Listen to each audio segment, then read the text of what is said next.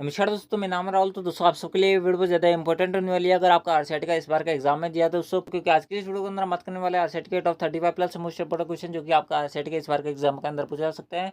तो फटाफट से वीडियो को स्टार्ट करते हैं। सबसे पहला जो क्वेश्चन है वो आपको अपनी स्क्रीन में दिख रहा होगा कि एमओओसी का उदाहरण होता है। तो दोस्तों मैं आपको बता दूं एमओओसी की फुल फॉर्म आपसे पूछी जा सकती है। मैं आपको बता दूं एमओओसी की फुल फॉर्म होती है मैसिव ओपन ऑनलाइन कोर्सेज। दोस्तों मैं आपको बता दूं ये जो फुल फॉर्म होती है, यानी कि ये जो पोर्टल होता है वो आपके यहाँ पर एजुकेशन से संबंधित होता है। बात करें यहाँ पर ऑप्शन की, तो दोस्तों यहाँ पर आपसे पूछ रहा है कि एमओओसी का यहाँ पर एक एग्जाम्पल है, एक उदाहरण है। तो दोस्तों मैं आपको बता दूं ट्विटर एंड फेसबुक दोनों जो होता है वो आपके यहाँ पर सोशल मीडिया के प्लेटफॉर्म होते हैं। बात करें यहाँ पर ऑप्शन की, तो दोस्तों ऑप्शन जो ए दिया है वो करेक्ट आंसर है। ठीक है, यानी कि एडेक्स जो होगा उसका करेक्ट आंसर होगा। ऑप्शन डी के अंदर आपको यहाँ पर दोनों विकल्प बी एंड सी दिए हुए थे जो कि आपके सोशल मीडिया के प्लेटफॉर्म थे।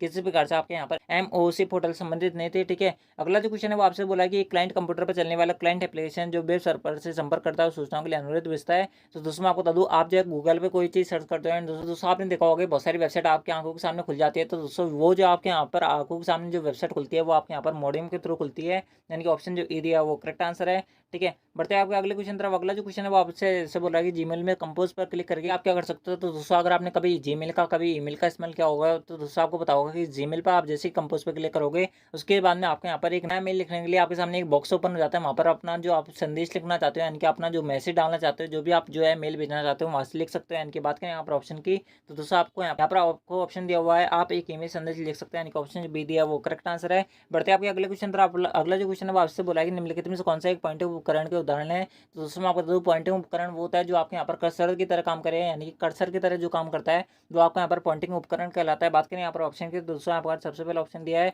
वो आपको दिया है track ball touch pad and mouse. तो दोस्तों ऑप्शन जो ए दिया है वो इसका करेक्ट आंसर है। बात करें यहाँ पर मदरबोर्ड एंड प्रोसेसर जो होता है वो आपके यहाँ पर सीपीयू के पार्ट होता है, किसी प्रकार से आपके यहाँ पर पॉइंटिंग उपकरण नहीं होते। बात करें यहाँ पर मॉनिटर प्रिंटर हेडफोन और स्पीकर, तो दोस्तों ये सारे जो होता है वो आपके यहाँ पर क्या होता है एक आउटपुट डिवाइस होता है, इनपुट डिवाइस नहीं होते। ठीक है, आउटपुट डिवाइस होता है। बात करें यहाँ पर अगले ऑप्शन की, तो दोस्तों अगला जो ऑप्शन दिया हुआ था वो आपको यहाँ पर दिया हुआ है हार्ड डिस्क ड्राइव पॉइंटर। तो दोस्तों मैं आपको बता दूँ ये दोनों जो ऑप्शन है वो आपके यहाँ पर स्टोरेज डिवाइस के उदाहरण है, ना कि आपके किसी प्रकार से पॉइंटिंग उपकरण के उदाहरण है। आई होप आपको ये क्वेश्चन जो है पूरा क्लियर हुआ होगा। मैंने जितने भी ऑप्शन थे वो आपके सामने उनका यहाँ पर आंसर कर दिया है। ठीक है, अगला जो क्वेश्चन है वो आपको अपनी इसी में दिख रहा होगा कि निम्नलिखित में से कौन सा शब्द एमएस वर्ड से संबंधित नहीं है। तो दोस्तों मैं आपको बता दूं एमएस वर्ड के अंदर आप जो है क्लिप आर्ट यहाँ पर इंसर्ट करा सकते हो, हेडर एंड फुटर इंसर्ट करा सकते हो, प्रेजेंटेशन नहीं करा सकते। प्रेजेंटेशन जो होती है वो आपके यहाँ पर पावर पॉइंट से संबंधित है, ना कि आपके यहाँ पर एमएस वर्ड से संबंधित है, यानी कि ऑप्शन जो सी होगा वो करेक्ट आंसर होगा। अगला जो क्वेश्चन है वो आपको अपनी इसी में दिख रहा होगा इंटरनेट की गति को मापने के लिए यहाँ पर सही विकल्प का आपको यहाँ पर चयन करना है कि इंटरनेट की जो स्पीड होती है वो किसके अंदर मापी जाती है। तो दोस्तों मैं आपको बता दूं बीपीएस के अंदर भी आपके इंटरनेट की स्पीड आती है, केबीपीएस के अंदर भी आती है, जीबीपीएस के अंदर भी आती है, एमबीपीएस के अंदर भी आती है, यानी कि ऑप्शन जो डी दिया है वो करेक्ट आंसर है।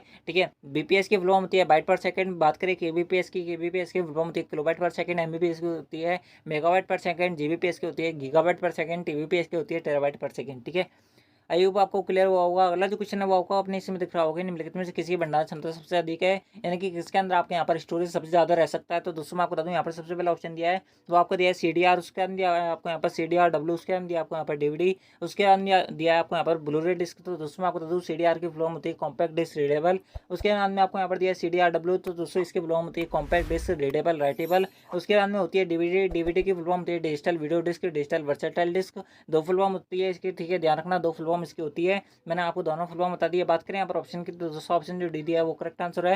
ड्यूरेटेड डिस्क के जो एग्जांपल होता है वो आपके यहाँ पर जैसे होता है हार्ड डिस्क, उसके सामने सॉलिड डिस्क ड्राइव यानी कि एसडीडी जो होती है इसकी फुल फॉर्म होती है, यानी कि इसके एग्जांपल होते हैं। ठीक है, ध्यान रखना, यानी कि ऑप्शन जो दिया डी दिया वो करेक्ट आंसर है। इसकी स्टोरेज जो होती है बहुत ज़्यादा होती है, ठीक है इन सबसे। ठीक है, यानी कि ऑप्शन जो डी दिया है वो करेक्ट आंसर है। अगला जो क्वेश्चन है वो आपको अपनी सिम दिख रहा होगा निम्नलिखित में से कौन सा एंड्रॉइड उपकरण में स्क्रीन लॉक है। तो दोस्तों मैं आपको बता दूं एंड्रॉइड उपकरण यानी कि एंड्रॉइड डिवाइस जितने भी होते हैं उसके अंदर स्क्रीन लॉक के बारे में बात करें तो दोस्तों आपने देखा होगा कि पैटर्न भी आपको यहाँ पर देखने को मिल जाता है, पिन भी मिल जाता है, पासवर्ड भी मिल जाता है, यानी कि ऑप्शन जो डी दिया वो करेक्ट आंसर है। ठीक है, आई होप आपको क्लियर हुआ होगा। अगला जो क्वेश्चन है वो आपको अपनी सिम दिख रहा होगा कि आप आधार को बैंक खाते से कैसे जोड़ सकते हैं, उपयुक्त विकल्प का आपको यहाँ पर चयन करना है। तो दोस्तों अगर आप अपना आधार कार्ड को अपने बैंक अकाउंट से लिंक करना चाहते हो तो दोस्तों आपको यहाँ पर नेट बैंकिंग का इस्तेमाल करना पड़ेगा। जी हाँ दोस्तों, आपका जब तक नेट बैंकिंग आप यहाँ पर इस्तेमाल नहीं कर सकते जब तक आप जो है अपना आधार कार्ड अपने बैंक अकाउंट से लिंक नहीं कर सकते। अगर आपका यहाँ पर आधार कार्ड बैंक अकाउंट से लिंक है तो दोस्तों आपके ऑटोमेटिक जो है आपकी नेट बैंकिंग है वो आपके यहाँ पर स्टार्ट हो जाती है, ध्यान रखना। ठीक है, यानी ऑप्शन जो ए दिया है वो करेक्ट आंसर है। अगला जो क्वेश्चन है उसके अंदर आपको यहाँ पर दो ऑप्शन दे रखे हैं, यानी कि दो कॉलम दे रखा है, आपको दोनों कॉलम का यहाँ पर मैच करना है। तो दोस्तों मैं आपको बता दूँ यहाँ पर सबसे पहला ऑप्शन दिया है वो आपको दिया है राजदरा, उसके अंदर आपको यहाँ पर कॉलम ए की और बात करूँ मैं अभी राजदरा दिया हुआ है पहला ऑप्शन, उसके अंदर आपको यहाँ पर राजप्रश्न, उसके अंदर आपको यहाँ पर राज ई वॉलेट, उसके बाद में आपको यहाँ पर जो कॉलम बी के अंदर आपको दिया हुआ है पी ऑप्शन के के अंदर राजस्थान क्लाउड, उसके अंदर आपको यहाँ पर मेघ राजस्थान, उसके बाद में आपको यहाँ पर end to end document management system. तो दोस्तों मैं आपको बता दूँ राजस्थान ई वॉलेट जो होता है वो आपके यहाँ पर end to end document management system होता है। ठीक है, इस क्वेश्चन के अंदर थोड़ा सा गड़बड़ है, तो दोस्तों मैं आपको बता दूँ इसके अंदर थोड़ी सी गड़बड़ी हो रखी है, थोड़ी मिसप्रिंट हो रखी है। मैं आपको फिर बताता हूँ। राजस्थान जो मेघ होता है वो आपका यहाँ पर राजस्थान क्लाउड से संबंधित होती है, जो कि आपकी एक ड्रॉप बॉक्स यानी कि एक जो होती है क्लाउड आधारित सर्विसेज होती है। क्लाउड आधारित सर्विसेज आपसे पूछी जा सकती है। मैं आपको बता दूँ माइक्रोसॉफ्ट ड्रॉप बॉक्स जो होता है इसका एग्जाम्पल होता है। बात करें यहाँ पर इसके अलावा गूगल ड्राइव होता है, उसके अलावा वन ड्राइव जो होती है इसके एग्जाम्पल होते हैं। तो दोस्तों इस प्रकार से आपके यहाँ पर क्लाउड आधारित सर्विसेज होती है। क्लाउड आधारित सर्विसेज और कुछ नहीं होती, इसके अंदर आपका जो डाटा होता है वो आपके यहाँ पर स्टोर होता है। भविष्य के अंदर अगर जैसे आपके पास यहाँ पर कोई फोटो है एंड दोस्तों अगर भविष्य के अंदर आपकी वो फोटो डिलीट हो जाती है एंड दोस्तों अगर आपने यहाँ पर इस फोटो को यहाँ पर पेस्ट कर रखा होता है यानी कि अगर आपने यहाँ पर डाल रखा होता है तो दोस्तों आप जो है वहाँ से इस फोटो को वापस डाउनलोड कर सकते हो, रिकवर कर सकते हो। तो दोस्तों इस प्रकार से आप यहाँ पर राजस्थान क्लाउड यानी कि क्लाउड आधारित जो सर्विसेज है वो काम करती है। ठीक है, यानी कि फ्री में स्टोरेज आपको यहाँ पर देती है। बात करें यहाँ पर ऑप्शन के दोस्तों यहाँ पर ऑप्शन भी गड़बड़ है। ठीक है, बात करें यहाँ पर अगला जो क्वेश्चन है वो आपको अपने सिम दिख रहा होगा कि सुरक्षित वेबसाइट के संबंध में निम्नलिखित पर आपको यहाँ पर विचार करना है। तो दोस्तों मैं आपको बता दूं यहाँ पर आपको तीन ऑप्शन दे रखे हैं यानी कि तीन स्टेटमेंट दे रखे हैं। आपको इन तीनों स्टेटमेंट के आधार पर बताना है कि आप कैसे किसी एक वेबसाइट को सिक्योर वेबसाइट कह सकते हो। तो दोस्तों मैं आपको बता दूं एक सिक्योर वेबसाइट की केवल दो ही पहचान होती है, जहाँ से आप जो है कभी भी इस क्वेश्चन के अंदर आपको यहाँ पर कभी कंफ्यूजन नहीं होगा। मैं आपको डायरेक्ट बता देता हूँ एक सिक्योर वेबसाइट की यहाँ पर दो ही पहचान होती है। पहली जो पहचान होती है वो होती है कि उस वेबसाइट के आगे हमेशा HTTP के साथ में एस लगा होता है। ठीक है, ध्यान रखना एस का मतलब होता है सिक्योर है। HTTP की फुल फॉर्म होती है हाइपर टेक्स्ट ट्रांसफर प्रोटोकॉल, यानी कि बात करें इसकी फुल फॉर्म जो पूरी जाती है वो जाती है यहाँ पर hyper text transfer protocol secure. And दोस्तों कोई भी एक सिक्योर वेबसाइट है तो दोस्तों उसके पीछे एस जरूर लगा होता है। इसके साथ में मैं आपको बता दूँ दूसरी जो पहचान होती है वो आपकी होती है, अगर आपने कभी देखा होगा कि एक वेबसाइट जो होती है उसके आगे जो है एक ताले का निशान होता है। दोस्तों ये जो ताला होता है इसको पैडलॉक बोल जाता है। दोस्तों ये सिक्योर वेबसाइट की यहाँ पर पहचान बताता है। बात करें यहाँ पर ऑप्शन की तो दोस्तों ये दो पहचान होती है, इसके अलावा कोई पहचान नहीं होती। ठीक है, बात करें यहाँ पर स्टेटमेंट की तो दोस्तों पहला स्टेटमेंट यहाँ पर सही दिया हुआ है। यहाँ पर बोला हुआ है कि इसके वेब पते की शुरुआत में हमेशा HTTPS का इस्तेमाल किया जाता है, बिल्कुल किया जाता है। उसके सामने यहाँ पर ब्राउजर विंडो में हमेशा पैडलॉक का चिन्ह होता है। ठीक है, यानी कि ऑप्शन जो पहला स्टेटमेंट दिया हुआ था, पहला जो दूसरा स्टेटमेंट दिया होता है, दोनों सही थे।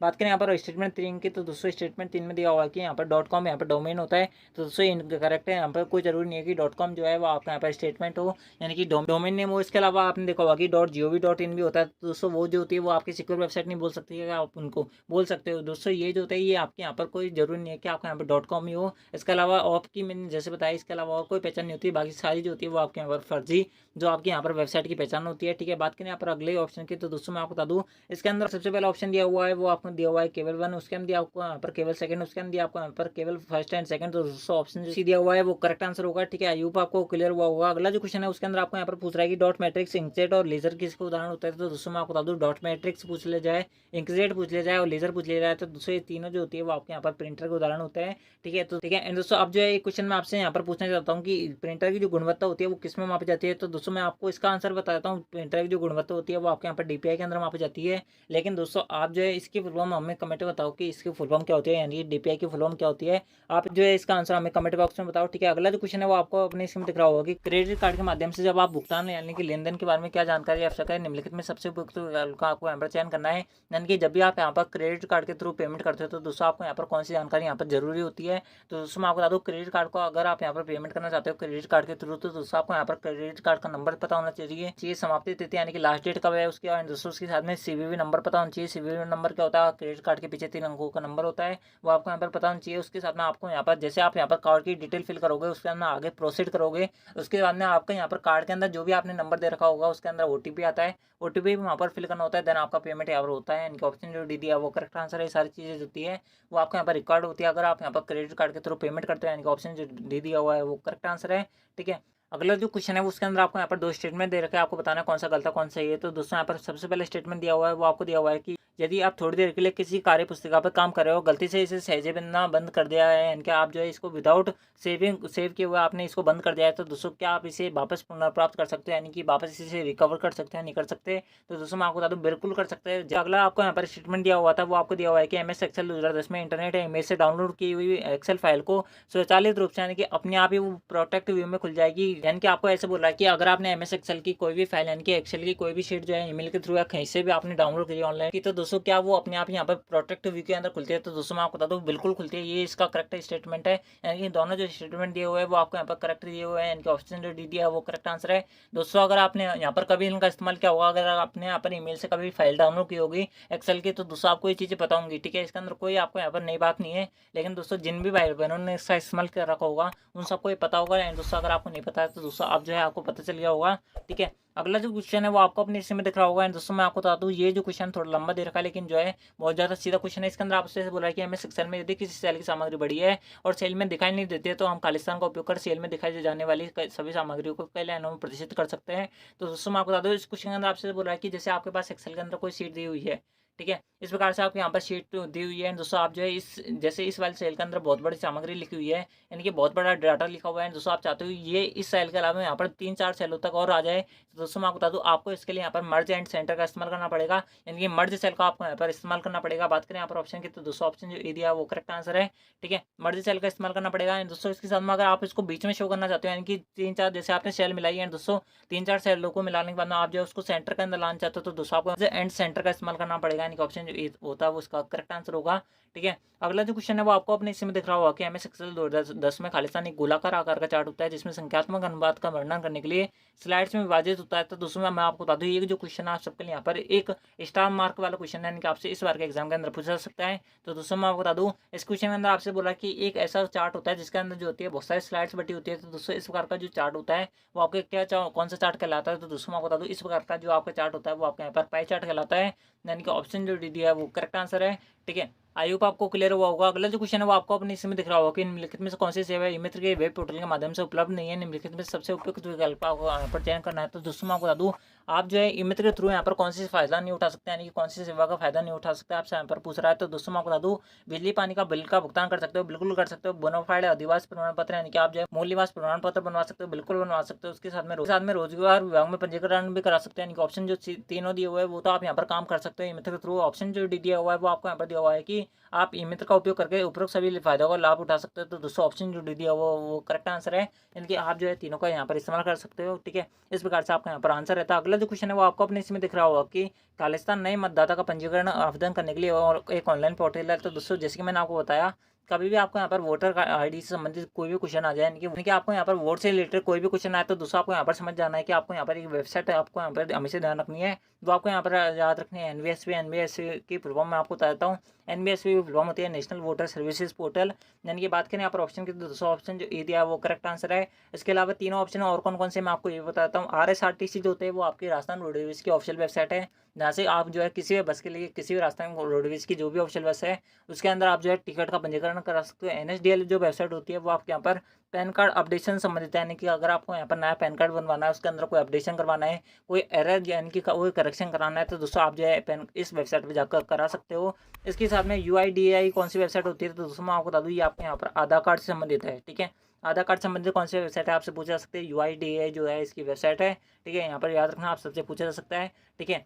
अगला जो क्वेश्चन है वो आपको अपने इसमें दिख रहा होगा कि ट्रेनों के आवागमन और प्रस्थान से के बारे में पूछताछ के लिए एक पोर्टल है, यानी कि कहाँ से आप जो है ट्रेनों की स्थिति का पता लगा सकते हो। तो दोस्तों मैं आपको बता दूँ आप जो है इंडियन रेलवे की ऑफिशियल वेबसाइट पर जाकर करा सकते हो, यानी कि ऑप्शन जो ए होगा वो करेक्ट आंसर होगा। बहुत नॉर्मल सा क्वेश्चन है। अगला जो क्वेश्चन है वो आपको अपने इसमें दिख रहा होगा कि निम्नलिखित में कौन सा साइबर थ्रेट का प्रकार है? तो दोस्तों मैं आपको बता दूँ साइबर थ्रेट जो होता है वो आपके यहाँ पर वायरस होता है, ट्रोजन अर्थ होता है, स्पाईवेयर होता है, इनका ऑप्शन ए दिया है वो करेक्ट आंसर है, ठीक है। अगला जो क्वेश्चन है वो आपको अपने इसमें दिख रहा होगा कि बस टॉपोलॉजी में लिंक और नोट्स क्या होता है? तो दोस्तों मैं आपको बता दूँ बस टॉपोलॉजी क्या होती है आखिरकार। तो दोस्तों अगर आपने देखा होगा कि जिस प्रकार से आपकी एक बस होती है उसके अंदर क्या होता है बालकनी होता है जहाँ से जितने पैसेंजर आते जाते रहते हैं। दोस्तों साइड में जो होती है वो आपके यहाँ पर सीट्स होती है जहाँ पर जो है पैसेंजर आगे बैठते हैं। तो दोस्तों इस प्रकार से याद रखना कि एक केबल होती है केवल और केवल, उसके साथ में यहाँ पर बहुत सारे नोट्स से जुड़े हुए होते हैं, वो आपकी क्या कहलाती है बस टॉपोलॉजी कहलाती हुई है, बस टॉपोलॉजी कहलाती है। बात करें यहाँ पर ऑप्शन की, तो दोस्तों आपको यहाँ पर बोल रहा है प्रत्येक नोड एक केबल के विद्युत से जुड़ा हुआ होता है, जिस प्रकार से मैंने आपको बताया कि एक बालकनी से जितने पैसेंजर होते हैं वो आपके यहाँ पर जुड़े हुए होते हैं, वहीं से आप जो है जितने पैसेंजर है वो आपके यहाँ पर आ जा सकता है। इस प्रकार से आपके यहाँ पर बस टॉपोलॉजी होती है। इनके ऑप्शन जो ए दिया वो उसका करेक्ट आंसर है। इसके अलावा अगला ऑप्शन दिया हुआ वो आपको दिया हुआ है कि प्रत्येक नेटवर्क होस्ट एक केंद्रीय बिंदु से बिंदु का कनेक्शन होता है, तो बिल्कुल होता है। इनका ऑप्शन जो सी दिया हुआ है वो करेक्ट आंसर है, यानी कि ए एंड बी दोनों स्टेटमेंट यहाँ पर सही होंगे। आई होप आपको क्लियर हुआ होगा, ठीक है। अगला जो क्वेश्चन है वो आपको अपने इसमें दिख रहा होगा विंडोज 10 में सिस्टम सेटिंग या अन्य लोगों के खाते को प्रबंधित करने के लिए किसी विशेष प्रकार के खाते का उपयोग किया जाता है। तो दोस्तों मैं आपको बता दूं आप जो है यहाँ पर किसी भी खाते को प्रबंधन करने के लिए आपको यहाँ पर एक खाता मिलता है, यानी कि विंडोज 10 का अंदर आपको यहाँ पर 2 अकाउंट देखने को मिलता है। एक मिलता है आपको यहाँ पर स्टैंडर्ड, एक मिलता है एडमिनिस्ट्रेटर। लेकिन दोस्तों आप जो है यहाँ पर किसी भी खाते का मैनेजमेंट करना चाहते हो तो दोस्तों आपको यहाँ पर एडमिनिस्ट्रेटर खाते का इस्तेमाल करना पड़ेगा, यानी ऑप्शन जो सी दिया वो करेक्ट आंसर है। ठीक है, तो दोस्तों बढ़ते हैं आपके अगले क्वेश्चन तरफ। आई होप आपको क्लियर होगा। अगला जो क्वेश्चन है वो आपसे बोला है कि आईएसपी का फुल फॉर्म क्या होता है, यानी कि आईएसपी की फुल फॉर्म क्या होती है। तो दोस्तों मैं आपको बता दूं आईएसपी की फुल फॉर्म होती है इंटरनेट सर्विस प्रोवाइडर, यानी ऑप्शन जो सी दिया हुआ है वो करेक्ट आंसर है। ठीक है दोस्तों, आपको जितने फुल फॉर्म है वो आपको यहाँ पर याद रखनी पड़ेंगी डायरेक्ट, इसका अंदर यहाँ पर कोई इलाज नहीं है। अगला जो क्वेश्चन है वो आपको अपने सिम दिख रहा होगा, निम्नलिखित में कौन सा आपका यहाँ पर कंप्यूटर सिस्टम के लिए दुर्भावनापूर्ण है। तो दोस्तों मैं आपको बता दूं कंप्यूटर सिस्टम के लिए जो दुर्भावनापूर्ण होता है वो आपके यहाँ पर वायरस होता है, यानी कि ऑप्शन जो एरिया है वो करेक्ट आंसर है। ठीक है, बहुत नॉर्मल सा क्वेश्चन था, आई होप आपको क्लियर हुआ होगा। अगला जो क्वेश्चन है उसके अंदर आपसे बोला है कि ओके मान लीजिए कोई उपयोगकर्ता एक्स जो है वो MS एक्सेल 2010 का उपयोग करता है और कोई अन्य उपयोगकर्ता वाई जो है वो MS एक्सेल 2003 का उपयोग करता है। तो दोस्तों इसका अंदर आपसे बोला है कि जो MS एक्सेल 2010 का उपयोग करता है एक्स जो है वो यहाँ पर MS एक्सेल 2003 का उपयोग करता है वाई को यहाँ पर कोई फाइल साझा करता है। तो दोस्तों उसका जो एक्सटेंशन होगा वो यहाँ पर क्या होगा। तो दोस्तों मैं आपको बता दूं 2010 के फाइल का जो एक्सटेंशन होता है वो आपके यहाँ पर .xlsx जो होता है वो आपके यहाँ पर 2010 का उपयोग करता है एक्सटेंशन होगा। उसके अंदर यहाँ पर दिया हुआ है 2003 का। तो दोस्तों 2003 का उपयोग करता है जो एक्सटेंशन होगा वो होगा आपका यहाँ पर .xls। ठीक है, तो दोस्तों इस प्रकार से .xlsx वाला जो यहाँ पर उपयोग करता है वो यहाँ पर .xls वाले जो फाइल करता है यानी कि उपयोग करता है उसको यहाँ पर फाइल साझा करता है। यानी कि बात करें यहाँ पर ऑप्शन की तो दोस्तों ऑप्शन जो ए होगा वो करेक्ट आंसर होगा, यानी कि उपयोग करता है जो यहाँ पर एक्स वो यहाँ पर .xlsx जो फाइल है उसका यहाँ पर उपयोग करता है वाई को यहाँ पर फाइल साझा करा है, यानी कि ऑप्शन जो ए दिया हुआ है वो करेक्ट आंसर। अगला जो क्वेश्चन है वो आपको अपने इसमें दिख रहा होगा कि विंडोज 10 में सॉफ्टवेयर इंस्टॉल नहीं करा जा सकता है, यानी कि अगर आपके पास विंडोज 10 है यहाँ पर सॉफ्टवेयर इंस्टॉल करना चाहते हो तो दोस्तों आप जो है सीधा इंटरनेट के थ्रू कर सकते हो, विंडोज इंस्टॉल से कर सकते हो, CD DVD पेन ड्राइव से कर सकते हो। लेकिन दोस्तों वर्ड फाइल का उपयोग करके नहीं कर सकते, वर्ड फाइल का उपयोग करके डॉक्यूमेंट तैयार किया जाता है, किसी प्रकार से सॉफ्टवेयर इंस्टॉल नहीं कराया जा सकता। ठीक है, ध्यान रखना आप सबके लिए बहुत ज़्यादा इंपॉर्टेंट है। अगला जो क्वेश्चन है वो आपको अपने इसमें दिख रहा होगा कि MS पावरपॉइंट 2010 में अगर प्रस्तुति को आप यहाँ पर समाप्त करना चाहते हो तो दोस्तों आपको यहाँ पर कीबोर्ड के अंदर कौन सा बटन दबाना होगा। तो दोस्तों मैं आपको बता दूं अगर आप यहाँ पर प्रस्तुति यानी कि प्रेजेंटेशन को यहाँ पर एंड करना चाहते हो तो दोस्तों आपको यहाँ पर एस्केप कुंजी दबानी पड़ेगी, यानी कि ऑप्शन ए दिया हुआ है वो करेक्ट आंसर है। ठीक है, बढ़ते हैं आपके अगले क्वेश्चन तरफ। अगला जो क्वेश्चन है वो आपको अपने इसमें दिख रहा होगा कि सिस्टम रिस्टोर पॉइंट क्यों बनाया जाता है। दोस्तों नाम से पता चल रहा है कि अगर आपका यहाँ पर कंप्यूटर के सिस्टम का भी बाई चांस क्रैश हो जाता है यानी खराब हो जाता है तो दोस्तों आप जो है सिस्टम की जितनी फाइल है उनको यहाँ पर वापस रिस्टोर कर सकते हैं, यानी कि वापस यहाँ पर इंस्टॉल कर सकते हो, इसलिए आपको यहाँ पर सिस्टम रिस्टोर पॉइंट बनाया जाता है। इनकी बात करें यहाँ पर ऑप्शन की तो दोस्तों ऑप्शन बी के अंदर आप यहाँ पर पढ़ोगे तो यहाँ पर लिखा हुआ है कि सिस्टम में खराबी या सिस्टम क्रैश होने पर कंप्यूटर सिस्टम को रिकवर करने के लिए काम आता है, यानी ऑप्शन जो बी दिया है वो करेक्ट आंसर है। ठीक है, अगला जो क्वेश्चन है वो आपको अपने इसमें दिख रहा होगा कि एक दस्तावेज में नया पैराग्राफ दर्ज करने के लिए खालिस्तान कुंजी को दबाना चाहिए। तो दोस्तों मैं आपको बता दूं अगर आप यहाँ पर एक दस्तावेज में नया पैराग्राफ इंसर्ट करते हो तो दोस्तों आपको यहाँ पर एंटर दबाना पड़ेगा। ठीक है, यानी कि ऑप्शन जो डी दिया है वो करेक्ट आंसर है। ठीक है, एंड दोस्तों मैं आपको बता दूं अगर आपने वीडियो अभी तक देख रहे हो तो दोस्तों अगर आपको वीडियो पसंद आई तो वीडियो को लाइक जरूर कर देना, चैनल को सब्सक्राइब जरूर कर लेना, क्योंकि दोस्तों आप देख रहे होंगे मैंने आपको बिल्कुल भी टाइम बर्बाद नहीं किया है, कम समय में आपको बहुत अच्छी इन्फॉर्मेशन देने का ट्राई कर रहा हूँ। तो इसलिए अगर आपने वीडियो का भी लाइक नहीं किया तो वीडियो को लाइक कर देना।